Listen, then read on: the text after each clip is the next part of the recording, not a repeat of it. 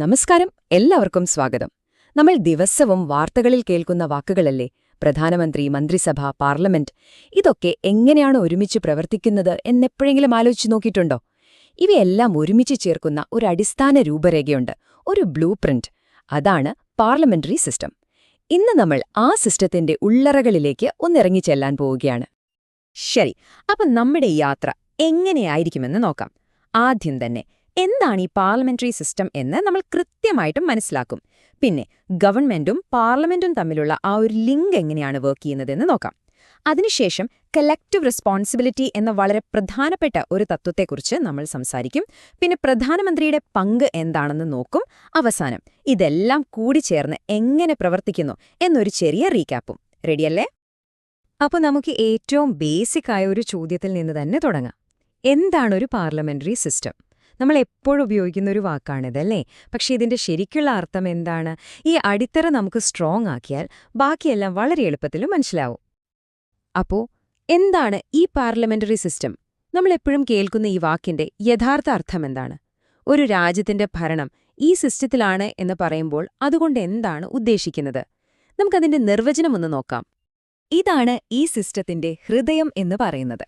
ലളിതമായി പറഞ്ഞാല് നിയമങ്ങൾ ഉണ്ടാക്കുന്ന ടീം, അതായത് നമ്മുടെ പാർലമെന്റ് അഥവാ ലെജിസ്ലേച്ചർ, അതിൽ നിന്ന് തന്നെയാണ് ആ നിയമങ്ങൾ നടപ്പിലാക്കുന്ന ടീമിനെ, അതായത് ഗവൺമെന്റിനെ അഥവാ എക്സിക്യൂട്ടീവിനെ തിരഞ്ഞെടുക്കുന്നത്.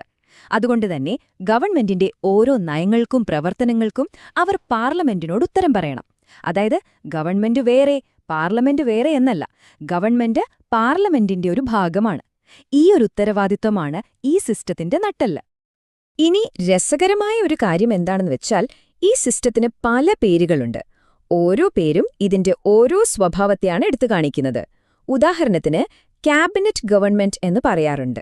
കാരണം യഥാർത്ഥ അധികാരവും തീരുമാനങ്ങളുമെല്ലാം ക്യാബിനറ്റിൽ കേന്ദ്രീകരിച്ചിരിക്കുന്നു. റെസ്പോൺസിബിൾ ഗവൺമെന്റ് എന്നും വിളിക്കും. കാരണം നമ്മൾ നേരത്തെ പറഞ്ഞ ആ ഉത്തരവാദിത്തം തന്നെ. എക്സിക്യൂട്ടീവ് എപ്പോഴും പാർലമെന്റിനോട് റെസ്പോൺസിബിളാണ്. പിന്നെ ഈ സിസ്റ്റം ബ്രിട്ടനിൽ നിന്നാണ് ഉത്ഭവിച്ചത്. അവിടത്തെ പാർലമെന്റ് ഇരിക്കുന്ന സ്ഥലത്തിന്റെ പേരിൽ ഇതിനെ വെസ്റ്റ്മിൻസ്റ്റർ മോഡൽ എന്നും പറയാറുണ്ട്. ഓക്കെ, അപ്പൊ നമ്മൾ പറഞ്ഞു ഗവൺമെന്റ് പാർലമെന്റിന്റെ ഭാഗമാണെന്ന്. അപ്പോ ഈ എക്സിക്യൂട്ടീവും ലെജിസ്ലേച്ചറും തമ്മിലുള്ള ബന്ധം, അതായത് ഗവൺമെന്റും പാർലമെന്റും തമ്മിലുള്ള ഈ ലിങ്ക്, അതെങ്ങനെയാണ് വർക്ക് ചെയ്യുന്നത്? അതൊരു വേർപിരിക്കാനാവാത്ത പങ്കാളിത്തമാണ്. നമുക്ക് നോക്കാം. ചില ഭരണ സംവിധാനങ്ങളിൽ അധികാരങ്ങളെല്ലാം വേറെ വേറെ ആയിരിക്കും. എന്നാൽ പാർലമെന്ററി സിസ്റ്റത്തിൽ അങ്ങനെയല്ല. ഇവിടെയാണ് ഫ്യൂഷൻ ഓഫ് പവേഴ്സ് എന്ന ആശയം വരുന്നത്. അതായത് അധികാരങ്ങളെ അങ്ങോട്ട് വേർതിരിച്ചു നിർത്തുകയല്ല, പകരം ഒരുമിപ്പിക്കുകയാണ് ചെയ്യുന്നത്. നിയമം ഉണ്ടാക്കുന്നവരും നടപ്പാക്കുന്നവരും പരസ്പരം മത്സരിക്കുന്നവരല്ല, മറിച്ച് ഭരണത്തിലെ സഹപങ്കാളികളാണ്, കോ പാർട്ട്നേഴ്സാണ്. ഇതെങ്ങനെയാണ് വർക്ക് ചെയ്യുന്നത് നോക്കിയാലോ? നമ്മുടെ പാർലമെന്റ്, അതായത് ലെജിസ്ലേച്ചർ, അത് ജനങ്ങൾ തെരഞ്ഞെടുത്ത ഒരു വലിയ ബോഡിയാണ് അല്ലേ? ലോക്സഭയും രാജ്യസഭയും ഒക്കെയുണ്ട്. ഇതിൽ നിന്നാണ് ഒരു ചെറിയ ഗ്രൂപ്പിനെ, അതായത് മന്ത്രിമാരെ അല്ലെങ്കിൽ എക്സിക്യൂട്ടീവിനെ കണ്ടെത്തുന്നത്. ഇനി ഇതിലെ ഏറ്റവും പ്രധാനപ്പെട്ട കണ്ടീഷൻ എന്താന്ന് വെച്ചാൽ, മന്ത്രിമാർ പാർലമെന്റിലെ ഏതെങ്കിലും ഒരു സഭയിൽ അംഗമായിരിക്കണം എന്നത് നിർബന്ധമാണ്. ചുരുക്കി പറഞ്ഞാൽ ഗവൺമെന്റ് പുറത്തുനിന്ന് വരുന്ന ഒന്നല്ല, അത് പാർലമെന്റിൽ നിന്ന് തന്നെ ഉണ്ടാകുന്നതാണ്. ഇതിനെക്കുറിച്ച് ഭരണഘടനാ വിദഗ്ധനായ സുഭാഷ് സി കശ്യപ് പറഞ്ഞൊരു കാര്യമുണ്ട്. അതേ ബന്ധത്തെ വളരെ കൃത്യമായി നമുക്ക് മനസ്സിലാക്കിത്തരും. അദ്ദേഹം പറയുന്നത് മന്ത്രിസഭയെ പാർലമെന്റിന്റെ ഒരു ഗ്രാൻഡ് എക്സിക്യൂട്ടീവ് കമ്മിറ്റി എന്ന് വിളിക്കാമെന്നാണ്. അതായത് പാർലമെന്റിനു വേണ്ടി ഭരണം നടത്താൻ ചുമതലപ്പെടുത്തിയ ഒരു സമിതി. എന്ത് മനോഹരമായൊരു വിശേഷണമാണല്ലേ? ശരി, ഇനി നമ്മൾ വരുന്നത് ഈ സിസ്റ്റത്തിന്റെ ഏറ്റവും പ്രധാനപ്പെട്ട, ഇതിന് ശരിക്കും ഒരുമിച്ച് നിർത്തുന്ന ഒരു തത്വത്തിലേക്കാണ്: കളക്റ്റീവ് റെസ്പോൺസിബിലിറ്റി. ഇത് വെറുമൊരു വാക്കല്ല, ഈ സിസ്റ്റത്തിന്റെ അടിത്തറ എന്ന് തന്നെ പറയാം. ഇതൊരു വെറും ഐഡിയ അല്ല കേട്ടോ. ഇത് നമ്മുടെ ഭരണഘടനയിൽ തന്നെ ആർട്ടിക്കിൾ 75 കൃത്യമായി എഴുതിവെച്ചിട്ടുണ്ട്. അതിൽ പറയുന്നു, the council of ministers shall be collectively responsible to the house of the people. Lok Sabha, അതായത് മന്ത്രിസഭയ്ക്ക് മൊത്തത്തിൽ ലോക്സഭയോട് കൂട്ടുത്തരവാദിത്തം ഉണ്ടായിരിക്കും. അപ്പോ എന്താണ് ഈ കളക്റ്റീവ് റെസ്പോൺസിബിലിറ്റി എന്ന് പറഞ്ഞാൽ? ഒന്നാമത്തെ കാര്യം, ഗവൺമെന്റിന്റെ എല്ലാ തീരുമാനങ്ങൾക്കും ഉത്തരവാദിത്തം എല്ലാവർക്കും ഒരുപോലെയാണ്. അവരൊരു ടീമാണ്. അതായത് ഒരു മന്ത്രിക്കെതിരെ അവിശ്വാസം വന്നാൽ അത് ആ ഒരാൾക്കെതിരെ മാത്രമല്ല, ഗവൺമെന്റിന് മൊത്തത്തിലാണ് ബാധിക്കുക. ലോക്സഭയുടെ വിശ്വാസം നഷ്ടപ്പെട്ടാൽ പിന്നെ ചർച്ചയൊന്നുമില്ല, മന്ത്രിസഭ ഒന്നടങ്കം രാജിവെക്കണം. അതാണ് നിയമം. ഇതിനെക്കുറിച്ച് പറയാൻ വളരെ ഫേമസായൊരു പ്രയോഗം തന്നെയുണ്ട്. ദേ സ്വിം ആൻഡ് സിങ്ക് ടുഗെദർ. അതായത് ഒന്നുകിൽ എല്ലാവരും ഒരുമിച്ച് നീന്തി രക്ഷപ്പെടും, അല്ലെങ്കിൽ എല്ലാവരും ഒരുമിച്ച് മുങ്ങും. ഗവൺമെന്റിന്റെ ഒരു വിജയം എല്ലാവരുടെയും വിജയമാണ്. അതുപോലെ ഒരു പരാജയത്തിന്റെ ഉത്തരവാദിത്തത്തിൽ നിന്ന് ആർക്കും ഒഴിഞ്ഞുമാറാൻ പറ്റില്ല. അപ്പോൾ ഇതിന്റെ ഒരു റിസൾട്ട് എന്താണെന്ന് വെച്ചാൽ, ഒരു മന്ത്രിക്ക് ഒരു ക്യാബിനറ്റ് തീരുമാനത്തോട് വ്യക്തിപരമായി യോജിക്കാൻ പറ്റുന്നില്ലാന്ന് കരുതുക. അതിനെ പരസ്യമായി ഡിഫെൻഡ് ചെയ്യാൻ പറ്റില്ല എന്ന് തോന്നിയാൽ ഒരൊറ്റ വഴിയേ ഉള്ളൂ: രാജിവെക്കുക. ഇതാണ് ഗവൺമെന്റിനുള്ളിൽ ഒരു ഐക്യവും അച്ചടക്കവും ഉറപ്പുവരുത്തുന്നത്. ഗവൺമെന്റ് എപ്പോഴും ഒറ്റക്കെട്ടായി സംസാരിക്കണം. ഇതുവരെ നമ്മൾ സിസ്റ്റത്തിന്റെ ഘടനയും അതിലെ പ്രധാന നിയമവും മനസ്സിലാക്കി. ഇനി നമുക്ക് ഇതിലെ പ്രധാന കളിക്കാരെ നോക്കാം. ആരാണ് യഥാർത്ഥത്തിൽ ഈ ഗവൺമെന്റിനെ നയിക്കുന്നത്? ആരാണ് റിയൽ എക്സിക്യൂട്ടീവ്? ഇത് പലർക്കും കൺഫ്യൂഷൻ ഉണ്ടാക്കുന്നൊരു കാര്യമാണ്. പക്ഷെ നമുക്ക് വളരെ സിമ്പിളായിട്ട് മനസ്സിലാക്കാം. നമ്മുടെ രാജ്യത്ത് 2 തലവന്മാരുണ്ട്: പ്രസിഡന്റും പ്രൈം മിനിസ്റ്ററും. പ്രസിഡന്റ് എന്ന് പറയുന്നത് രാജ്യത്തിന്റെ തലവനാണ്, ഹെഡ് ഓഫ് ദി സ്റ്റേറ്റ്. എന്നാൽ ഗവൺമെന്റിന്റെ, അതായത് ദൈനംദിന ഭരണത്തിന്റെ തലവൻ പ്രൈം മിനിസ്റ്ററാണ്, ഹെഡ് ഓഫ് ദി ഗവൺമെന്റ്. നിയമപരമായി അധികാരങ്ങൾ പ്രസിഡന്റിന്റെ പേരിലാണെങ്കിലും യഥാർത്ഥത്തിൽ അത് പ്രയോഗിക്കുന്നത്, അതായത് റിയൽ എക്സിക്യൂട്ടീവ്, അത് പ്രധാനമന്ത്രിയാണ്. പ്രധാനമന്ത്രിയാണ് ഈ സിസ്റ്റത്തിലെ ഏറ്റവും പവർഫുള്ളായ വ്യക്തി. കാരണം അദ്ദേഹം മന്ത്രിസഭയുടെ നേതാവാണ്, അതുപോലെ പാർലമെന്റിന്റെയും നേതാവാണ്, പിന്നെ സ്വന്തം പാർട്ടിയുടെയും നേതാവ്. ഇതിനെല്ലാം പുറമേ പ്രസിഡന്റും മന്ത്രിസഭയും തമ്മിൽ സംസാരിക്കുന്ന പ്രധാനപ്പെട്ട ഒരു കണ്ണിയും പ്രധാനമന്ത്രി തന്നെയാണ്. ഈ റോളുകളെല്ലാം ഒത്തുചേരുമ്പോഴാണ് പ്രധാനമന്ത്രിക്ക് ഇത്രയധികം പ്രാധാന്യം വരുന്നത്. സത്യം പറയാൽ പ്രധാനമന്ത്രിയുടെ റോൾ അത്രയ്ക്ക് പ്രധാനപ്പെട്ടതുകൊണ്ട് പൊളിറ്റിക്കൽ സയന്റിസ്റ്റുകൾ ഇതിനെ വെറുമൊരു പാർലമെന്ററി സിസ്റ്റം എന്നല്ല, ഒരു പ്രൈം മിനിസ്റ്റീരിയൽ ഗവൺമെന്റ് എന്ന് തന്നെ വിളിക്കാൻ തുടങ്ങിയിട്ടുണ്ട്. അത്രയ്ക്കുണ്ട് അതിന്റെ പ്രാധാന്യം. ഓക്കെ, അപ്പോൾ നമ്മൾ കുറേ കാര്യങ്ങൾ പറഞ്ഞു. ഇതെല്ലാം കൂടെ ഒന്ന് ചേർത്തുവെച്ച് ഈ സിസ്റ്റം മൊത്തത്തിൽ എങ്ങനെയാണ് വർക്ക് ചെയ്യുന്നതെന്ന് പെട്ടെന്നൊന്ന് നോക്കിയാലോ? നമ്മുടെ ബ്ലൂ പ്രിന്റ് ഒന്ന് ഓടിച്ചു നോക്കാം. ഇത് ശരിക്കും 3 സ്റ്റെപ്പുകളിലായിട്ട് നമുക്ക് മനസ്സിലാക്കാം. സ്റ്റെപ്പ് 1: ജനങ്ങൾ വോട്ട് ചെയ്ത് ലോക്സഭയിലേക്ക് ആൾക്കാരെ അയക്കുന്നു. ഭൂരിപക്ഷം കിട്ടുന്ന പാർട്ടി ഗവൺമെന്റ് ഉണ്ടാക്കുന്നു. സ്റ്റെപ്പ് 2: ആ പാർട്ടിയുടെ നേതാവ് പ്രധാനമന്ത്രിയാവുന്നു. അദ്ദേഹം പാർലമെന്റിലെ അംഗങ്ങളെ വെച്ച് തന്റെ മന്ത്രിസഭ ഉണ്ടാക്കുന്നു. സ്റ്റെപ്പ് 3: ഇതാണ് ഏറ്റവും പ്രധാനം. ലോക്സഭയ്ക്ക് വിശ്വാസമുള്ളത്ര കാലം മാത്രമേ ഈ ഗവൺമെന്റിനെ നിലനിൽപ്പുള്ളൂ. ഈ തുടർച്ചയായ ഉത്തരവാദിത്തമാണ് ഇതിന്റെ ഭംഗി. അങ്ങനെ നമ്മൾ നമ്മുടെ പാർലമെന്ററി സിസ്റ്റത്തെക്കുറിച്ചുള്ള ഈ ചെറിയൊരു വിശകലനത്തിന്റെ അവസാനത്തിലേക്ക് എത്തിയിരിക്കുന്നു. ഇത് നമ്മളോടൊരു പ്രധാനപ്പെട്ട ചോദ്യം ചോദിക്കുന്നുണ്ട്. ഈ ഒരുമിച്ച് നീന്തുകയും മുങ്ങുകയും ചെയ്യുക എന്ന ആശയം നമ്മുടെ രാജ്യത്തെ ബാധിക്കുന്ന വലിയ തീരുമാനങ്ങളെ എങ്ങനെയായിരിക്കും സ്വാധീനിക്കുന്നുണ്ടാവുക? ഇതൊരു നല്ല കാര്യമാണോ, അതോ ഇതിന് ദോഷങ്ങളുണ്ടോ? ഇതൊന്ന് ആലോചിച്ചു നോക്കൂ. എന്തായാലും ഈ വിഷയം മനസ്സിലാക്കാൻ ശ്രമിച്ചതിന് എല്ലാവർക്കും നന്ദി. നമസ്കാരം. എപ്പോഴെങ്കിലും ചിന്തിച്ചിട്ടുണ്ടോ, സ്വാതന്ത്ര്യം കിട്ടിയപ്പോൾ ഇന്ത്യ എന്തുകൊണ്ടാണ് ബ്രിട്ടീഷുകാരുടെ അതേ ഭരണരീതി, അതായത് പാർലമെന്ററി സിസ്റ്റം തന്നെ തെരഞ്ഞെടുത്തതെന്ന്? എന്നാൽ നമ്മളത് അതേപടി പകർത്തുകയായിരുന്നോ? അല്ല. നമ്മുടെ രാജ്യത്തിന് അനുയോജ്യമായ രീതിയിൽ അതിനെ എങ്ങനെയാണ് നമ്മൾ മാറ്റിയെടുത്തത്? ഈ കാര്യങ്ങളാണ് നമ്മൾ ഇന്ന് വിശദമായി നോക്കാൻ പോകുന്നത്. നമ്മൾ 5 പ്രധാന ഭാഗങ്ങളായിട്ടാണ് ഈ വിഷയം ചർച്ച ചെയ്യുന്നത്. ഭരണഘടനാ നിർമ്മാണസഭ എടുത്ത ആ ചരിത്രപരമായ തീരുമാനത്തിൽ തുടങ്ങി ഇന്ത്യ എങ്ങനെയാണ് ബ്രിട്ടീഷ് മാതൃകയിൽ നിന്ന് വ്യത്യസ്തമായി തനതായൊരു സംവിധാനം രൂപപ്പെടുത്തിയത് എന്ന് വിശദീകരിച്ച് നമ്മൾ അവസാനിപ്പിക്കും. ശരി, നമുക്ക് 1947ലേക്ക് പോകാം. സ്വാതന്ത്ര്യം ലഭിച്ച ആ നിമിഷത്തിൽ ഇന്ത്യയുടെ നേതാക്കളുടെ മുന്നിലുണ്ടായിരുന്ന ഏറ്റവും വലിയ ചോദ്യങ്ങളിലൊന്ന് ഇതായിരുന്നു: ഇത്രയധികം വൈവിധ്യങ്ങളുള്ള, കോടിക്കണക്കിന് ജനങ്ങളുള്ള ഈ മഹാരാജ്യത്തിന് ഏറ്റവും അനുയോജ്യമായ ഭരണ സംവിധാനം ഏതാണ്? ആ തെരഞ്ഞെടുപ്പ് വളരെ എളുപ്പമുള്ള ഒന്നായിരുന്നില്ല കേട്ടോ. ഈ കാണുന്ന ഭരണഘടനാ നിർമ്മാണ സഭയിൽ ഒരുപാട് ചർച്ചകളും സംവാദങ്ങളും ഇതിനെപ്പറ്റി നടന്നു. ഈ സഭയാണ് പിന്നീട് സ്വതന്ത്ര ഇന്ത്യയുടെ ആദ്യത്തെ പാർലമെന്റായി മാറിയതും. അപ്പോൾ എന്തുകൊണ്ടാണ് നമ്മൾ പാർലമെന്ററി സിസ്റ്റം തന്നെ തെരഞ്ഞെടുത്തത്? ഇതിന് ജവഹർലാൽ നെഹ്റു നൽകിയ മറുപടി ഇങ്ങനെയാണ്: ബ്രിട്ടീഷ് ഭരണത്തിന് കീഴിലായിരുന്നതുകൊണ്ട് അവരുടെ ഈ ഭരണരീതി നമുക്ക് നല്ലപോലെ പരിചയമുണ്ടായിരുന്നു. പക്ഷെ അതുകൊണ്ട് മാത്രം എടുത്തുചാടി തീരുമാനിച്ചതല്ല, അതിന്റെ ഗുണങ്ങൾ മനസ്സിലാക്കി ബോധപൂർവം എടുത്തൊരു തീരുമാനമായിരുന്നു അത്. അപ്പോ എന്തൊക്കെയായിരുന്നു ആ പ്രധാനപ്പെട്ട കാരണങ്ങൾ? എന്തുകൊണ്ടാണ് നമ്മുടെ ഭരണഘടനാ ശില്പികൾക്ക് പാർലമെന്ററി സംവിധാനത്തോട് ഇത്ര താൽപ്പര്യം തോന്നിയത്? നമുക്കതിലേക്ക് കുറച്ചുകൂടി ആഴത്തിലൊന്നു നോക്കാം. പ്രധാനമായും 3 തൂണുകളിലാണ് ഈ തീരുമാനം ഉറച്ചുനിന്നത്. 1, ഞാൻ നേരത്തെ പറഞ്ഞതുപോലെ പരിചയം. വർഷങ്ങളായി നമ്മൾ കണ്ടും അനുഭവിച്ചും അറിഞ്ഞൊരു സിസ്റ്റം. 2, ഉത്തരവാദിത്വം എന്ന തത്വം. അതായത് ഗവൺമെന്റ് എപ്പോഴും ജനപ്രതിനിധികളോട്, അതായത് പാർലമെന്റിനോട് ഉത്തരം പറയാൻ ബാധ്യസ്ഥരായിരിക്കണം.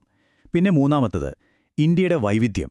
ഇത്രയും വലിയൊരു രാജ്യത്തെ എല്ലാ വിഭാഗം ജനങ്ങളെയും ഒരുമിച്ച് കൊണ്ടുപോകാൻ ഈ സിസ്റ്റത്തിന് കഴിയും എന്നൊരു വിശ്വാസം. ഇതിനെപ്പറ്റി കെ മുൻഷി പറഞ്ഞത് വളരെ രസകരമാണ്. അദ്ദേഹം ചോദിച്ചത് ഇത്രയേയുള്ളൂ: നമ്മുടെ ഭരണഘടന പാരമ്പര്യം തന്നെ ഒരു പാർലമെന്ററി സ്വഭാവത്തിലേക്ക് മാറിക്കഴിഞ്ഞു. ഇത്രയും അനുഭവം കയ്യിലിരിക്കുമ്പോൾ എന്തിനാണ് നമ്മൾ പുതിയൊരെണ്ണം പരീക്ഷിച്ച് സമയം കളയുന്നത്? വളരെ ശരിയായൊരു ചോദ്യം, അല്ലേ? ഇനി ഡോക്ടർ ബി.ആർ. അംബേദ്കറിന്റെ ഒരു പോയിന്റുണ്ട്. ഇത് ശരിക്കും ശ്രദ്ധിക്കേണ്ടതെന്നാണ്.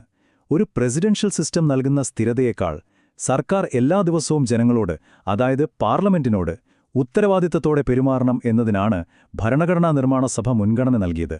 റെസ്പോൺസിബിലിറ്റി ഓവർ സ്റ്റെബിലിറ്റി, അതായിരുന്നു അവരുടെ പ്രധാന ലക്ഷ്യം. ഓക്കെ, അപ്പോൾ നമ്മൾ ബ്രിട്ടീഷ് മോഡൽ സ്വീകരിച്ചു. പക്ഷേ അത് അപ്പാടെ കോപ്പിയടിച്ചോ? ഇല്ല, ഒരിക്കലുമില്ല. ഇന്ത്യൻ സാഹചര്യങ്ങൾക്കനുസരിച്ച് ഒരുപാട് സുപ്രധാനമായ മാറ്റങ്ങൾ നമ്മൾ വരുത്തി. അങ്ങനെയാണ് ഇന്ത്യയുടെ തനതായ ഒരു പാർലമെന്ററി സംവിധാനമുണ്ടായത്. നമുക്ക് ആ പ്രധാന വ്യത്യാസങ്ങൾ എന്തൊക്കെയാണെന്ന് നോക്കാം. ഈ ടേബിൾ നോക്കിയാൽ തന്നെ നമുക്ക് പ്രധാനപ്പെട്ട വ്യത്യാസങ്ങൾ ഒറ്റയടിക്ക് മനസ്സിലാവും. രാഷ്ട്രത്തലവൻ ആരാണ് എന്നതിലും പാർലമെന്റിന്റെ അധികാരത്തിലും മന്ത്രിമാരുടെ കാര്യത്തിലുമൊക്കെ വ്യത്യാസങ്ങളുണ്ട്. ഇതിലേറ്റവും പ്രധാനപ്പെട്ട രണ്ടെണ്ണം നമുക്ക് കുറച്ചുകൂടി വിശദമായിട്ട് നോക്കാം. ഇതാണ് ഏറ്റവും വലിയ വ്യത്യാസം. ബ്രിട്ടനിൽ പാർലമെന്റാണ് ഏറ്റവും വലിയ ശക്തി. പാർലമെന്റ് ഒരു നിയമം പാസാക്കിയാൽ അതിനെ ചോദ്യം ചെയ്യാൻ ആർക്കും കഴിയില്ല. എന്നാൽ ഇന്ത്യയിൽ അങ്ങനെയല്ല. ഇന്ത്യയിൽ ഏറ്റവും വലുത് പാർലമെന്റല്ല, നമ്മുടെ ഭരണഘടനയാണ്. പാർലമെന്റിന്റെ അധികാരങ്ങൾക്ക് ഭരണഘടന ഒരു ലക്ഷ്മണരേഖ വരച്ചിട്ടുണ്ട്. ഇനിയൊരു രസകരമായ വ്യത്യാസമാണ് ഷാഡോ ക്യാബിനറ്റ്. ബ്രിട്ടനിൽ ഭരണപക്ഷത്ത് ഒരു ധനകാര്യമന്ത്രിയുണ്ടെങ്കിൽ പ്രതിപക്ഷത്തും ഒരു ഷാഡോ ധനകാര്യമന്ത്രിയുണ്ടാകും. സർക്കാരിന്റെ പ്രവർത്തനങ്ങളെ നിഴലുപോലെ പിന്തുടർന്ന് വിമർശിക്കാനും ഒരു ബദൽ സർക്കാരായി എപ്പോഴും തയ്യാറായിരിക്കാനും വേണ്ടിയുള്ളൊരു സംവിധാനമാണിത്. ഇന്ത്യയിൽ പക്ഷേ അങ്ങനെയൊരു സിസ്റ്റം നമ്മൾ സ്വീകരിച്ചിട്ടില്ല. ഇനി നമ്മൾ വരുന്നത് ഏറ്റവും അടിസ്ഥാനപരമായ ഒരു വ്യത്യാസത്തിലേക്കാണ്. അതായത് നമ്മുടെ രാഷ്ട്രത്തലവൻ ആരാണ്, എങ്ങനെയാണ് ആ സ്ഥാനത്തെത്തുന്നത് എന്നതിലുള്ള വ്യത്യാസം. ഇവിടെയാണ് റിപ്പബ്ലിക് എന്ന വാക്കിന്റെ പ്രസക്തി. ഇന്ത്യ ഒരു റിപ്പബ്ലിക്കാണ്. അതിന്റെ അർത്ഥം നമ്മുടെ രാഷ്ട്രത്തലവനായ പ്രസിഡന്റിനെ ജനങ്ങളുടെ പ്രതിനിധികൾ തിരഞ്ഞെടുക്കുകയാണ് ചെയ്യുന്നത്. എന്നാൽ ബ്രിട്ടൻ ഒരു മൊണാർക്കിയാണ്. അവിടെ രാജാവോ രാജ്ഞിയോ ആണ് രാഷ്ട്രത്തലവൻ. ആ സ്ഥാനം അവർക്ക് പാരമ്പര്യമായി കിട്ടുന്നതാണ്, തിരഞ്ഞെടുപ്പിലൂടെയല്ല. ഇന്ത്യൻ പ്രസിഡന്റിന്റെ യഥാർത്ഥ റോൾ എന്താണെന്ന് ഡോക്ടർ അംബേദ്കർ വളരെ വ്യക്തമായി പറഞ്ഞിട്ടുണ്ട്. അദ്ദേഹം പറയുന്നത് ഇംഗ്ലണ്ടിലെ രാജാവിന് എന്ത് സ്ഥാനമാണോ ഉള്ളത് അത് തന്നെയാണ് ഇന്ത്യൻ പ്രസിഡന്റിനും. രാഷ്ട്രത്തിന്റെ തലവനാണ്, പക്ഷേ ഭരണത്തിന്റെ തലവനല്ല. രാജ്യത്തെ പ്രതിനിധീകരിക്കുന്നു, പക്ഷേ ഭരിക്കുന്നില്ല. കണ്ടില്ലേ, എത്ര കൃത്യമായൊരു വിശദീകരണമാണ്. അപ്പോൾ നമ്മുടെ രാഷ്ട്രപതി രാജ്യത്തിന്റെ പ്രഥമ പൗരനാണ്. രാജ്യത്തിന്റെ ഐക്യത്തിന്റെയും അഖണ്ഡതയുടെയും ഒരു പ്രതീകമാണ്. അദ്ദേഹത്തിന് ഭരണഘടന നൽകുന്ന ഒരുപാട് ചുമതലകളുണ്ട്. എങ്കിലും സാധാരണയായി മന്ത്രിസഭയുടെ ഉപദേശമനുസരിച്ചാണ് അദ്ദേഹം പ്രവർത്തിക്കുന്നത്.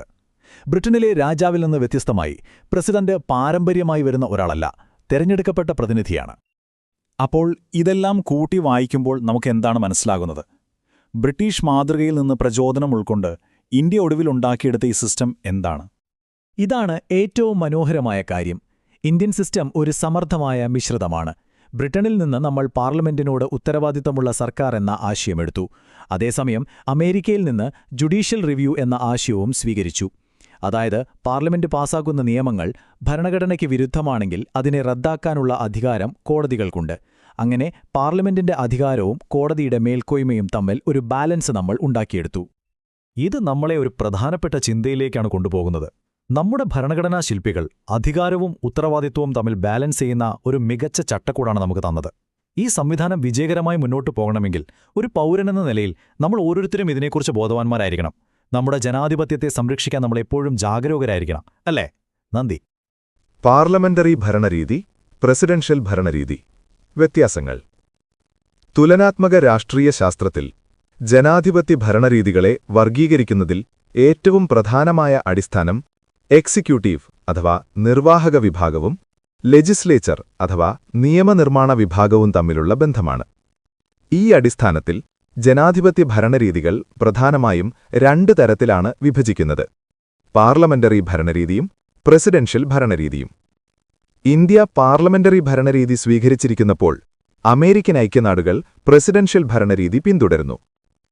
എക്സിക്യൂട്ടീവും ലെജിസ്ലേച്ചറും തമ്മിലുള്ള ബന്ധം. പാർലമെന്ററി ഭരണരീതിയിൽ എക്സിക്യൂട്ടീവും ലെജിസ്ലേച്ചറും തമ്മിൽ അധികാര ലയനം കാണപ്പെടുന്നു. എക്സിക്യൂട്ടീവ് ലെജിസ്ലേച്ചറിൽ നിന്നാണ് രൂപപ്പെടുന്നത്. മന്ത്രിമാർ പാർലമെന്റ് അംഗങ്ങളാണ്. നിയമസഭയുടെ ബഹുമതി പിന്തുണ നിലനിൽക്കുന്നിടത്തോളം മാത്രമാണ് സർക്കാരിന്റെ നിലനിൽപ്പ്. പ്രസിഡൻഷ്യൽ ഭരണരീതിയിൽ അധികാരവിഭജനം കർശനമായി പാലിക്കുന്നു. എക്സിക്യൂട്ടീവും ലെജിസ്ലേച്ചറും വേർതിരിച്ചാണ് തിരഞ്ഞെടുക്കപ്പെടുന്നത്. എക്സിക്യൂട്ടീവ് അംഗങ്ങൾ ലെജിസ്ലേച്ചറിലെ അംഗങ്ങളാകാൻ കഴിയില്ല. രണ്ടു ഘടകങ്ങളും ഭരണഘടനാപരമായ പരിധികളിൽ സ്വതന്ത്രമായി പ്രവർത്തിക്കുന്നു. രാഷ്ട്രതലവനും ഭരണതലവനും. പാർലമെന്ററി സംവിധാനത്തിൽ ഇരട്ട എക്സിക്യൂട്ടീവ് സംവിധാനം നിലനിൽക്കുന്നു. രാഷ്ട്രതലവൻ നാമമാത്രമാണ്, അഥവാ രാഷ്ട്രപതി അല്ലെങ്കിൽ രാജാവ്. ഭരണതലവൻ യാഥാർത്ഥ്യ അധികാരമുള്ളവനാണ്, അഥവാ പ്രധാനമന്ത്രി. യഥാർത്ഥ ഭരണാധികാരം മന്ത്രിസഭയിലാണ്. പ്രസിഡൻഷ്യൽ സംവിധാനത്തിൽ ഏക എക്സിക്യൂട്ടീവ് സംവിധാനമാണ്. രാഷ്ട്രതലവനും ഭരണതലവനും ഒരാളാണ്. എല്ലാ നിർവാഹക അധികാരങ്ങളും രാഷ്ട്രപതിയിലാണ് നിക്ഷിപ്തമായിരിക്കുന്നത്.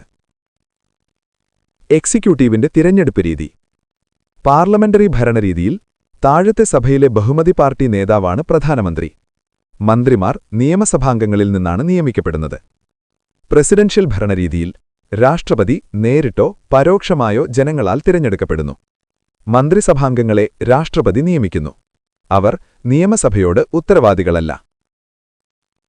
എക്സിക്യൂട്ടീവിന്റെ കാലാവധി. പാർലമെന്ററി സംവിധാനത്തിൽ എക്സിക്യൂട്ടീവിന്റെ കാലാവധി സ്ഥിരമല്ല. ബഹുമതി നഷ്ടപ്പെട്ടാൽ സർക്കാർ ഏത് സമയത്തും വീഴാം. അവിശ്വാസപ്രമേയത്തിലൂടെ മന്ത്രിസഭയെ പുറത്താക്കാം. പ്രസിഡൻഷ്യൽ സംവിധാനത്തിൽ എക്സിക്യൂട്ടീവിന് സ്ഥിര കാലാവധിയുണ്ട്. ഭരണഘടനയിൽ നിശ്ചയിച്ച കാലാവധി വരെ രാഷ്ട്രപതി അധികാരത്തിൽ തുടരും. ഇംപീച്ച്മെന്റ് വഴി മാത്രമാണ് നീക്കം ചെയ്യാൻ കഴിയുക. ഉത്തരവാദിത്ത സിദ്ധാന്തം. പാർലമെന്ററി ഭരണരീതിയുടെ പ്രധാന സവിശേഷതയാണ് കൂട്ടുത്തരവാദിത്വം. മന്ത്രിസഭ താഴത്തെ സഭയോട് കൂട്ടായി ഉത്തരവാദിത്വം വഹിക്കുന്നു. സഭയുടെ വിശ്വാസം നഷ്ടപ്പെട്ടാൽ സർക്കാർ രാജിവെക്കണം. പ്രസിഡൻഷ്യൽ ഭരണരീതിയിൽ കൂട്ടുത്തരവാദിത്വമില്ല. എക്സിക്യൂട്ടീവ് ഭരണഘടനയോടാണ് ഉത്തരവാദി. നിയമസഭയ്ക്ക് അവിശ്വാസപ്രമേയത്തിലൂടെ രാഷ്ട്രപതിയെ നീക്കം ചെയ്യാൻ കഴിയില്ല. നിയമസഭയുടെ വിസർജനം. പാർലമെന്ററി സംവിധാനത്തിൽ നിയമസഭ വിസർജിപ്പിക്കാൻ എക്സിക്യൂട്ടീവിന് ശുപാർശ നൽകാം. ഇത് ഭരണത്തിൽ സൗകര്യവും ഉത്തരവാദിത്വവും ഉറപ്പാക്കുന്നു. പ്രസിഡൻഷ്യൽ സംവിധാനത്തിൽ നിയമസഭ വിസർജിപ്പിക്കാൻ രാഷ്ട്രപതിക്ക് അധികാരമില്ല. നിയമസഭയ്ക്കും രാഷ്ട്രപതിയെ നീക്കം ചെയ്യാൻ സാധ്യമല്ല, ഇംപീച്ച്മെന്റ് ഒഴികെ. ഉദാഹരണങ്ങൾ: പാർലമെന്ററി ഭരണരീതി India, United Kingdom, Canada. Presidential ഭരണരീതി അമേരിക്കൻ ഐക്യനാടുകൾ, ബ്രസീൽ. സംഗ്രഹമായി പറഞ്ഞാൽ പാർലമെന്ററി ഭരണരീതി ഉത്തരവാദിത്വത്തിനും സൗകര്യത്തിനും പ്രാധാന്യം നൽകുന്നു. പ്രസിഡൻഷ്യൽ ഭരണരീതി സ്ഥിരതയ്ക്കും അധികാരവിഭജനത്തിനും പ്രാധാന്യം നൽകുന്നു. ഇന്ത്യ പാർലമെന്ററി സംവിധാനം സ്വീകരിച്ചത് വൈവിധ്യമായ സമൂഹം, ഉത്തരവാദിത്വ ഭരണത്തിന്റെ ആവശ്യം, ബ്രിട്ടീഷ് ഭരണഘടനാ പാരമ്പര്യം എന്നിവ കണക്കിലെടുത്താണ്. ഈ വ്യത്യാസങ്ങൾ മനസ്സിലാക്കുന്നത് തുലനാത്മക ചോദ്യങ്ങൾ, മെയിൻസ് വിശകലന ഉത്തരങ്ങൾ, ഗവേണൻസ് സംബന്ധിച്ച ചോദ്യങ്ങളിൽ ഏറെ സഹായകരമാണ്. നമസ്കാരം. UPSC പരീക്ഷയ്ക്ക് തയ്യാറെടുക്കുന്ന എല്ലാവർക്കും സ്വാഗതം. ഇന്ത്യൻ പോളിറ്റിയിലെ വളരെ പ്രധാനപ്പെട്ട ഒരു കോൺസെപ്റ്റാണ് പാർലമെന്ററി സിസ്റ്റം. ഇത് സർക്കാരിന് വലിയൊരു ഉത്തരവാദിത്തം കൊടുക്കുന്നുണ്ട്, പക്ഷേ അതേസമയം തന്നെ അതിനെ അസ്ഥിരമാക്കാനും സാധ്യതയുണ്ട്. അപ്പോൾ ഇന്ന് ഈ ഒരു സിസ്റ്റത്തിന്റെ ഗുണങ്ങളും ദോഷങ്ങളും എന്തൊക്കെയാണെന്ന് നമുക്ക് വിശദമായൊന്ന് നോക്കാം. അപ്പോ എന്താണ് ഈ പാർലമെന്ററി സിസ്റ്റം എന്ന് പറഞ്ഞാൽ? വളരെ ലളിതമായിട്ട് പറഞ്ഞാൽ നമ്മുടെ നിയമനിർമ്മാണ സഭ, അതായത് ലെജിസ്ലേച്ചറും, കാര്യനിർവഹണ സഭ, അതായത് എക്സിക്യൂട്ടീവും തമ്മിലുള്ളൊരു സഹകരണത്തിലാണ് ഈ സംവിധാനം മുന്നോട്ടു പോകുന്നത്. ഈ രണ്ട് വിഭാഗങ്ങളും വേറെ വേറെ നിൽക്കുന്നതിന് പകരം ഒരുമിച്ച് കൈകോർത്ത് പ്രവർത്തിക്കുന്നു. ഈ ഒരു കോപ്പറേഷൻ തന്നെയാണ് ഇതിന്റെ ഏറ്റവും വലിയ ശക്തിയും അതേപോലെ തന്നെ ദൗർബല്യവും. ഒരു UPSC ആസ്പിരന്റ് എന്ന നിലയിൽ നമ്മളിതിനെ എങ്ങനെയാണ് കാണേണ്ടത്? ഇതിന്റെ പ്രധാനപ്പെട്ട ശക്തികളും ദൗർബല്യങ്ങളും എന്തൊക്കെയാണ്? ശരി, നമുക്കതിന്റെ ഒരു വിശകലനത്തിലേക്ക് കടക്കാം. ആദ്യം തന്നെ ഈ സിസ്റ്റത്തിന്റെ ഏറ്റവും വലിയ ഗുണങ്ങൾ അല്ലെങ്കിൽ മെറിറ്റ്സ് എന്തൊക്കെയാണെന്ന് നോക്കാം. ഒന്നാമതായി നമ്മൾ നോക്കുന്നത് മെറിറ്റ്സ് ആണ്. എന്തുകൊണ്ടാണ് പല രാജ്യങ്ങളും ഈ ഒരു സംവിധാനം തിരഞ്ഞെടുക്കാൻ കാരണം? അതിന്റെ ഏറ്റവും പ്രധാനപ്പെട്ട കാരണം ഈ സിസ്റ്റത്തിനുള്ളിൽ തന്നെയുള്ള ഒരു ഹാർമണിയാണ്. ഇതെങ്ങനെയാണ് ഭരണത്തിന്റെ വിവിധ ഭാഗങ്ങൾക്കിടയിൽ ഒരു യോജിപ്പുണ്ടാക്കുന്നത് എന്ന് നമുക്ക് വിശദമായിട്ട് തന്നെ പരിശോധിക്കാം. അപ്പോൾ ഇതിന്റെ ഏറ്റവും വലിയൊരു മെറിറ്റ് എന്താന്ന് വെച്ചാൽ ഈ ലെജിസ്ലേച്ചറും എക്സിക്യൂട്ടീവും തമ്മിലുള്ള ഒരു ഹാർമണി, ഒരു യോജിപ്പാണ്. അതായത് എക്സിക്യൂട്ടീവ് എന്ന് പറയുന്നത് ലെജിസ്ലേച്ചറിന് പുറത്തുള്ള ഒന്നല്ല, അത് അതിന്റെ ഉള്ളിലുള്ളൊരു ഭാഗം തന്നെയാണ്. ഒന്ന് ആലോചിച്ചു നോക്കൂ, മന്ത്രിമാർ എംപിമാർ തന്നെയല്ലേ? അപ്പോൾ സ്വാഭാവികമായും അവർക്കിടയിൽ വലിയ തർക്കങ്ങളോ അല്ലെങ്കിൽ ഒരു ഡെഡ്ലോക്ക് സിറ്റുവേഷനോ വരാനുള്ള സാധ്യത വളരെ കുറവാണ്. ഭരണം വളരെ സ്മൂത്തായിട്ട് അങ്ങ് പോവും. ഈ ഒരു യോജിപ്പുള്ളതുകൊണ്ടു തന്നെ രണ്ടാമത്തെ വലിയൊരു ഗുണമുണ്ടാകുന്നു. അതാണ് റെസ്പോൺസിബിൾ ഗവൺമെന്റ്, അല്ലെങ്കിൽ ഉത്തരവാദിത്തമുള്ള സർക്കാർ. മന്ത്രിസഭ അവരുടെ എല്ലാ പ്രവർത്തനങ്ങൾക്കും പാർലമെന്റിനോട് കൂട്ടായി ഉത്തരം പറയാൻ ബാധ്യസ്ഥരാണ്. ഇതിന്റെ അർത്ഥമെന്താണെന്ന് വെച്ചാൽ, പാർലമെന്റിന്റെ വിശ്വാസമുള്ളത്ര കാലം മാത്രമേ ഒരു സർക്കാരിന് അധികാരത്തിലിരിക്കാൻ പറ്റൂ. ഇത് സർക്കാരിന് വലിയൊരു അക്കൗണ്ടബിലിറ്റി, അതായത് ഒരു ഉത്തരവാദിത്തബോധം നൽകുന്നു. ഈ പറയുന്ന ഉത്തരവാദിത്തം വെറുമൊരു വാക്കല്ല കേട്ടോ, അത് പ്രായോഗികമാക്കാൻ പാർലമെന്റിന്റെ കയ്യിൽ നല്ല കിടിലൻ ടൂൾസ് തന്നെയുണ്ട്.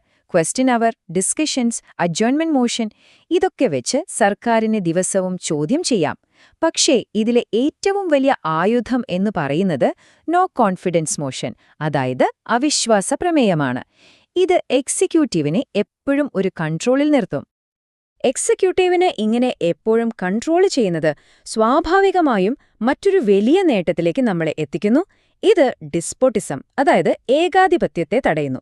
കാരണം ഇവിടെ അധികാരം ഒരാളിൽ മാത്രം ഒതുങ്ങി നിൽക്കുന്നില്ല, പകരം ഒരു കൂട്ടം ആളുകളിൽ, അതായത് കൗൺസിൽ ഓഫ് മിനിസ്റ്റേഴ്സിൽ നിക്ഷിപ്തമാണ്. അധികാരത്തിന്റെ ഈ ഒരു വിഭജനം ഏകാധിപത്യ സ്വഭാവം വരുന്നത് ഒരു പരിധിവരെ തടയും. പോരാത്തതിന് ഒരു അവിശ്വാസ പ്രമേയം കൊണ്ട് സർക്കാരിനെ താഴെ ഇറക്കാമെന്നുള്ളത് ഒരു വലിയ സേഫ്റ്റി വാൽവ് കൂടിയാണ്. ഇനി ഭരിക്കുന്ന പാർട്ടിക്ക് ഭൂരിപക്ഷം നഷ്ടപ്പെട്ടാൽ എന്ത് സംഭവിക്കും? പാർലമെന്ററി സിസ്റ്റത്തിൽ അതിനൊരു വഴിയുണ്ട്. രാഷ്ട്രത്തലവന് നേരെ പ്രതിപക്ഷത്തെ വിളിച്ച് സർക്കാരുണ്ടാക്കാൻ പറയാം. ഒരു പുതിയ ഇലക്ഷൻ നടത്താതെ തന്നെ ഒരു ബദൽ സർക്കാർ റെഡി. അതുകൊണ്ടാണ് ഡോക്ടർ ജെന്നിങ്സ് പ്രതിപക്ഷ നേതാവിനെ ഓൾട്ടർനേറ്റീവ് പ്രൈം മിനിസ്റ്റർ എന്ന് വിശേഷിപ്പിച്ചത്. ഇത് രാഷ്ട്രീയ സ്ഥിരതയ്ക്ക് വളരെ നല്ലതാണ്. അവസാനമായിട്ട് വൈഡ് റെപ്രസെന്റേഷൻ. ഇന്ത്യയെപ്പോലെ ഇത്രയധികം വൈവിധ്യമുള്ളൊരു രാജ്യത്ത് ഇത് വളരെ വളരെ പ്രധാനമാണ്. മന്ത്രിമാരെന്ന് പറയുന്നത് ജനങ്ങളുടെ പ്രതിനിധികളാണല്ലോ. അതുകൊണ്ടുതന്നെ രാജ്യത്തിന്റെ എല്ലാ ഭാഗത്തുനിന്നും എല്ലാ വിഭാഗങ്ങളിൽ നിന്നുമുള്ള ആളുകളെ ഉൾക്കൊള്ളാൻ പ്രധാനമന്ത്രിക്ക് സാധിക്കും. ഇത് നമ്മുടെ രാജ്യത്തിന്റെ ഒരുമയെ ശക്തിപ്പെടുത്തുന്നതിൽ വലിയൊരു പങ്ക് വഹിക്കുന്നുണ്ട്. ശരി, ഇത്രയും നേരം നമ്മൾ ഇതിന്റെ നല്ല വശങ്ങൾ പറഞ്ഞു. ഇനി നമുക്ക് നാണയത്തിന്റെ മറുവശം ഒന്ന് നോക്കാം. പാർലമെന്ററി സിസ്റ്റത്തിന്റെ പോരായ്മകൾ എന്തൊക്കെയാണ്, അതിന്റെ ഉള്ളിൽ തന്നെയുള്ള പ്രശ്നങ്ങൾ എന്തൊക്കെയാണെന്ന് നമുക്കൊന്ന് പരിശോധിക്കാം. ഇതിന്റെ ഏറ്റവും വലിയ പോരായ്മ എന്ന് പറയുന്നത് അൺസ്റ്റേബിൾ ഗവൺമെന്റാണ്. ഇവിടെയാണ് നമ്മൾ ഈ സിസ്റ്റത്തിന്റെ ഒരു പ്രധാന കോൺട്രഡിക്ഷൻ കാണുന്നത്. സർക്കാരിനെ ഉത്തരവാദിത്തമുള്ളതാക്കി നിർത്തുന്ന അതേ ടൂള്, അതായത് അവിശ്വാസ പ്രമേയം, അത് തന്നെയാണ് സർക്കാരിനെ അസ്ഥിരമാക്കുന്നതും. സർക്കാരിനൊരു ഫിക്സ്ഡ് കാലാവധിയില്ല, എപ്പോൾ വേണമെങ്കിലും താഴെ വീഴാം. ഇത് പ്രത്യേകിച്ചും കൂട്ടുകക്ഷി സർക്കാരുകളുടെ കാലത്ത് വലിയൊരു തലവേദനയാണ്. നമ്മുടെ ഇന്ത്യൻ രാഷ്ട്രീയ ചരിത്രം തന്നെ ഇതിന് ഏറ്റവും വലിയ ഉദാഹരണമാണ്. ഈ സ്ലൈഡിൽ കാണുന്ന പേരുകൾ നോക്കൂ. മൊറാർജി ദേശായി, ചരൺ സിംഗ്, വി.പി. സിംഗ്, ചന്ദ്രശേഖർ, ദേവഗൌഡ, ഐക്യ ഗുജ്റാൾ, ഇവരെല്ലാം കൂട്ടുകക്ഷി സർക്കാരുകളുടെയും കൂറുമാറ്റങ്ങളുടെയും ഫലമായി കാലാവധി പൂർത്തിയാക്കാൻ കഴിയാതെ പോയ പ്രധാനമന്ത്രിമാരാണ്. ഈ അസ്ഥിരത ഒരു യാഥാർത്ഥ്യമാണ്. ഈയൊരു രാഷ്ട്രീയ അസ്ഥിരത കാരണം സ്വാഭാവികമായും സംഭവിക്കുന്ന ഒന്നാണ് നയങ്ങളിലെ തുടർച്ചയില്ലായ്മ. ഒരു പുതിയ പാർട്ടി അധികാരത്തിൽ വരുമ്പോൾ പഴയ സർക്കാരിന്റെ പോളിസികളെടുത്ത് ദൂരെ കളയുന്നത് നമ്മൾ എപ്പോഴും കാണാറുള്ളതാണ്. ഉദാഹരണത്തിന് 1977 ജനതാ ഗവൺമെന്റ് വന്നപ്പോൾ കോൺഗ്രസിന്റെ പല നയങ്ങളും മാറ്റി. പിന്നെ 1980 കോൺഗ്രസ് തിരികെ വന്നപ്പോൾ അതെല്ലാം വീണ്ടും തിരുത്തി. ഇത് രാജ്യത്തിന്റെ ദീർഘകാല പദ്ധതികളെ ശരിക്കും മോശമായി ബാധിക്കും. ഇതൊരു വലിയ വിരോധാഭാസമാണ്, അല്ലേ? ഒരു വശത്ത് അസ്ഥിരത, എന്നാൽ മറുവശത്തോ ഭരിക്കുന്ന പാർട്ടിക്ക് പാർലമെന്റിൽ നല്ല തകർപ്പൻ ഭൂരിപക്ഷമുണ്ടെങ്കിൽ ക്യാബിനറ്റിന് ഒരു ഏകാധിപതിയെപ്പോലെ പെരുമാറാൻ കഴിയും. പിന്നെ അവർക്ക് ഏകദേശം പരിധിയില്ലാത്ത അധികാരങ്ങളായി. ഇന്ദിരാഗാന്ധിയുടെയും രാജീവ് ഗാന്ധിയുടെയും ഭരണകാലഘട്ടങ്ങൾ ഇതിന് ഉദാഹരണമായി പലരും ചൂണ്ടിക്കാണിക്കാറുണ്ട്. മുൻ ബ്രിട്ടീഷ് പ്രധാനമന്ത്രിയായിരുന്ന റാംസേ മ്യൂർ ഇതിനെ വളരെ കൃത്യമായി വിശേഷിപ്പിച്ചത് ഡിക്റ്റേറ്റർഷിപ്പ് ഓഫ് ദ ക്യാബിനറ്റ് എന്നാണ്. അതായത് ക്യാബിനറ്റിന്റെ ഏകാധിപത്യം. എക്സിക്യൂട്ടീവിനൊരു സ്വേച്ഛാധിപതിയാകാനുള്ള അവസരം ഈ സിസ്റ്റം തന്നെ ഉണ്ടാക്കിക്കൊടുക്കുന്നു എന്ന് H.J. ലെസ്കി പോലുള്ള ചിന്തകരും പറഞ്ഞിട്ടുണ്ട്. ഇനി ഘടനാപരമായി നോക്കിയാൽ ഈ സിസ്റ്റം സെപ്പറേഷൻ ഓഫ് പവേഴ്സ് എന്ന തത്വത്തിന് എതിരാണ്. കാരണം ലെജിസ്ലേച്ചറും എക്സിക്യൂട്ടീവും തമ്മിലൊരു വേർതിരിവില്ല. രണ്ടും ഒന്നോടൊന്ന് ചേർന്നാണ് ഇരിക്കുന്നത്. ക്യാബിനറ്റ് ഒരേ സമയം ലെജിസ്ലേച്ചറിനെയും എക്സിക്യൂട്ടീവിനെയും ഒരുപോലെ നയിക്കുന്നു. വോൾട്ടർ വാഗഹോട്ട് പറഞ്ഞതുപോലെ ക്യാബിനറ്റ് എന്ന് പറയുന്നത് ഈ രണ്ട് വിഭാഗങ്ങളെയും തമ്മിൽ ബന്ധിപ്പിക്കുന്ന ഒരു ഹൈഫൺ പോലെയാണ്. അവസാനത്തെ ഒരു പ്രധാനപ്പെട്ട വിമർശനം ഇത് ഗവൺമെന്റ് ബൈ അമാച്വേഴ്സ് ആയി മാറാം എന്നതാണ്. അതായത് വിദഗ്ധരല്ലാത്തവരുടെ ഭരണം. മന്ത്രിമാർ പലപ്പോഴും അവർ കൈകാര്യം ചെയ്യുന്ന വകുപ്പുകളിൽ എക്സ്പേർട്സ് ആയിരിക്കണമെന്നില്ല. കാരണമെന്താ? പ്രധാനമന്ത്രിക്ക് പാർലമെന്റ് അംഗങ്ങളിൽ നിന്നു മാത്രമേ മന്ത്രിമാരെ തിരഞ്ഞെടുക്കാൻ പറ്റൂ. ഇത് ഭരണത്തിന്റെ കാര്യക്ഷമതയെ, അതായത് അഡ്മിനിസ്ട്രേറ്റീവ് എഫിഷ്യൻസിയെ ബാധിക്കാൻ നല്ല സാധ്യതയുണ്ട്. അപ്പോ ഇതിലെ പ്രധാന സംഘർഷം എന്താണ്? ഒരു വശത്ത് ഉയർന്ന ഉത്തരവാദിത്തം, അതായത് ഹൈ അക്കൗണ്ടബിലിറ്റി. മറുവശത്ത് അസ്ഥിരത വരാനുള്ള സാധ്യത, അതായത് പൊട്ടൻഷ്യൽ ഇൻസ്റ്റബിലിറ്റി. സർക്കാരിനെ ഉത്തരവാദിത്തമുള്ളതാക്കി നിർത്തുന്ന അതേ മെക്കാനിസം തന്നെയാണ് അതിനെ അസ്ഥിരമാക്കുന്നതും. ഇത് രണ്ടും തമ്മിലുള്ള ഒരു ട്രേഡ് ഓഫാണ് ശരിക്കും ഈ സിസ്റ്റം. അപ്പോ ഈ ഗുണങ്ങളും ദോഷങ്ങളും എല്ലാം കൂടെ ഒരുമിച്ച് വെച്ച് നോക്കുമ്പോൾ നമുക്ക് എന്ത് മനസ്സിലാക്കാം? പാർലമെന്ററി സിസ്റ്റം തിരഞ്ഞെടുക്കുന്നത് ശരിക്കും പറഞ്ഞ ഒരു ട്രേഡ് ഓഫാണ്. എന്തിനെ മുൻഗണന നൽകണം എന്നതിനെ ആശ്രയിച്ചിരിക്കും അത്. നമുക്കിതുവരെ സംസാരിച്ച കാര്യങ്ങൾ ഒന്ന് ചുരുക്കി നോക്കാം. ഈ സ്ലൈഡ് ഒന്ന് നോക്കൂ. ഇതൊരു ബാലൻസ് ഷീറ്റ് പോലെയാണ്, അല്ലേ? ഒരു വശത്ത് ഹാർമണി, റെസ്പോൺസിബിൾ ഗവൺമെന്റ്, ഡെസ്പോട്ടിസം തടയുന്നു, ready alternative government, wide representation, ഇതൊക്കെയാണ് മെറിറ്റ്സ്. മറുവശത്ത് അൺസ്റ്റേബിൾ ഗവൺമെന്റ്, പോളിസികളിൽ തുടർച്ചയില്ലായ്മ, ക്യാബിനറ്റ് ഡിക്റ്റേറ്റർഷിപ്പ്, സെപ്പറേഷൻ ഓഫ് പവേഴ്സിനെതിരെ, പിന്നെ ഗവൺമെന്റ് ബൈ ആമച്ചേഴ്സ്. റിവിഷൻ ചെയ്യാൻ ഈ ടേബിൾ നിങ്ങൾക്ക് വളരെ ഉപകാരപ്പെടും. അപ്പൊ ഈ വിശകലനത്തിന്റെ അവസാനം നമ്മുടെ വളരെ പ്രധാനപ്പെട്ട ഒരു ചോദ്യത്തിന് മുന്നിലാണ് നിൽക്കുന്നത്. ആ ചോദ്യം നിങ്ങൾക്കായി വിട്ടുതരികയാണ്. എപ്പോഴും സർക്കാരിനെ ഉത്തരവാദിത്തമുള്ളവരാക്കി നിർത്താൻ വേണ്ടി രാഷ്ട്രീയ അസ്ഥിരത എന്ന ആ ഒരു റിസ്ക് എടുക്കുന്നത് ശരിയാണോ? സ്റ്റെബിലിറ്റിയാണോ വലുത്, അതോ അക്കൗണ്ടബിലിറ്റിയോ? ഇതിൽ ഏതിനാണ് നമ്മൾ മുൻഗണന കൊടുക്കേണ്ടത്? ഈ ചോദ്യം മനസ്സിൽ വെച്ച് ഈ വിഷയത്തെക്കുറിച്ച് കൂടുതൽ ആഴത്തിൽ ചിന്തിക്കുക. നിങ്ങളുടെ പരീക്ഷാ തയ്യാറെടുപ്പുകൾക്ക് അത് തീർച്ചയായും ഒരു മുതൽക്കൂട്ടായിരിക്കും. അടുത്ത തവണ കാണുന്നതുവരെ നമസ്കാരം.